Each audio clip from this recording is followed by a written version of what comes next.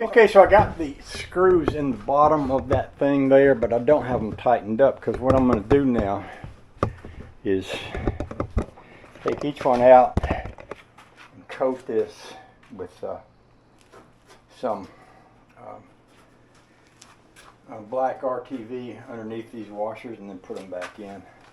That way each one will have a little extra seal to keep the water out. There's quite a few holes in the back of this boat.